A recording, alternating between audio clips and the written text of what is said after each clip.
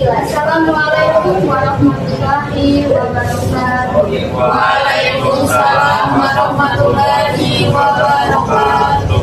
Alhamdulillah, rabbil alamin. Wassalatu wassalamu ala asyrofil anbiya'i wal mursalin sayyidina Muhammadin wa ala alihi wasallam. Yang saya hormati teman-teman seragam, rekan-rekan mahasiswa yang luar biasa dan yang paling saya banggakan. Puji syukur kita panjatkan atas kehadirat Allah Subhanahu wa Ta'ala yang mana telah memberikan kita semua manfaat, baik berupa nikmat kesehatan maupun sehingga kita masih bisa berkumpul di tempat yang insya Allah penuh berkah ini. Salawat serta salam tak lupa kita curahkan kepada junjungan kita Nabi besar Nabi Muhammad SAW beserta keluarga, sahabat, dan pengikutnya hingga akhir zaman. Kita berkumpul di sini bukan merayakan sebuah tanggal yang telah berlalu, melainkan untuk menegaskan kembali sebuah hakikat spiritual dan sosial yang mendasar, yaitu Idul Fitri adalah puncak kemenangan sejati dalam pembentukan hidup kita. Idul Fitri yang secara harfiah berarti kembali kepada fitrah atau kesucian bukanlah akhir dari sebuah ibadah, melainkan sebuah penanda keberhasilan. Selama sebulan penuh di bulan Ramadan, kita telah menjalani suatu yang terkenal dan spiritual yang sangat istimewa. Kita dilatih untuk mengendalikan hawa nafsu, mengasah empati terhadap sesama, dan menunjukkan emosi. Inilah yang menjadikan Idul Fitri sebagai hari raya yang penuh istimewa. Ia merayakan kemenangan kita atas diri sendiri. Kita telah membuktikan bahwa kita mampu menjadi solidaris, bukan korban dari keinginan dan emosi kita.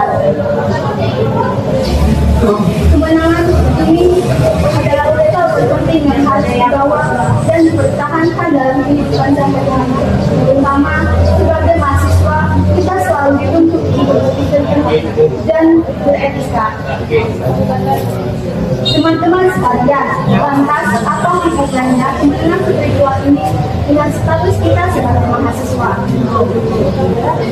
Pengendalian diri yang kita latih di bulan Ramadan adalah kunci utama untuk mempertahankan disiplin dan fokus dalam perkuliahan.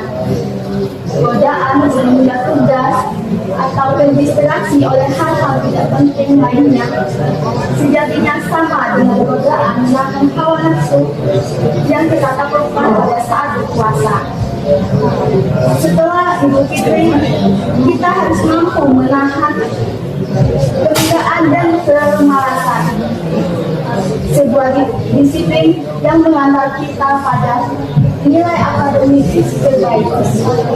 Semangat spiritual atau kesucian juga senantiasa mendorong kita untuk menjunjung tinggi nilai kejujuran dan intelektual.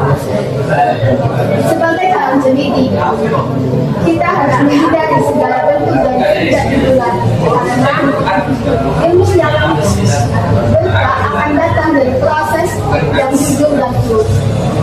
Selain itu, nilai empati yang kita tingkatkan juga harus diwujudkan dalam lingkungan kelas.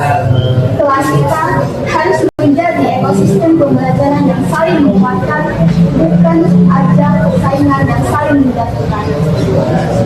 Mari kita saling bantu, terutama bagi teman yang kemungkinan kesulitan dalam satu mata kuliah. Selain dimensi spiritual dan akademik, Idul Fitri juga memiliki esensi sosial, yaitu silaturahmi dan saling memaafkan. Sebagai rekan seperjuangan yang hampir setiap hari bertemu, berdiskusi, bekerja dalam kelompok, tentunya ada banyak hilaf yang mungkin terjadi, baik dalam ucapan yang menyenangkan, tindakan yang terkesan abai, atau ada janji yang belum sempat dipenuhi. Maka Idul Fitri menjadi momentum. Kenapa Idul Fitri menjadi momentum untuk membersihkan hati kita? baik lebih terdiri jika di dalam hati kita masih ada rasa ganjalan atau rasa tidak enak terhadap teman sekelas.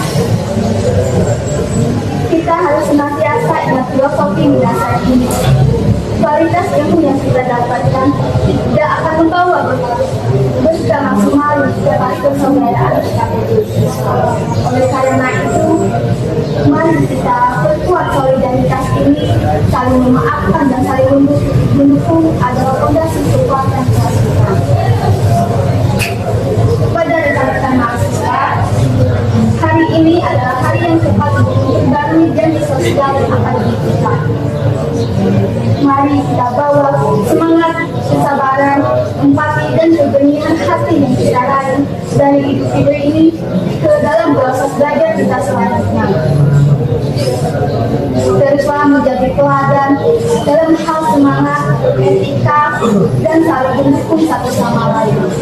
Jadikan ruangan kelas kita sebagai tempat terus tumbuh dan berkembang, saling mendukung dan saling menginspirasi. Ingatlah bahwa kesuksesan kita di masa depan sangat ditentukan oleh bagaimana kita menjaga hubungan baik dengan rekan seperjuangan kita saat ini. Mungkin inilah yang bisa saya sampaikan. Jika ada kesalahan atau kekurangan, saya minta maaf. Akhir kata, perkenankan saya mengucapkan sekali lagi dengan senang hati. Taqabbalallahu minna wa minkum. Mohon maaf lahir dan batin dan segala hilaf, kesalahan, kekurangan. Saya selamat kita belajar bersama. Semoga Allah Subhanahu wa Ta'ala mengampuni semua amal, menerima semua amal belajar kita. Mari kita lanjut perjuangan ini dengan hati yang lebih suci dan tekad yang lebih kuat. Saya akhiri. Wassalamualaikum warahmatullahi wabarakatuh.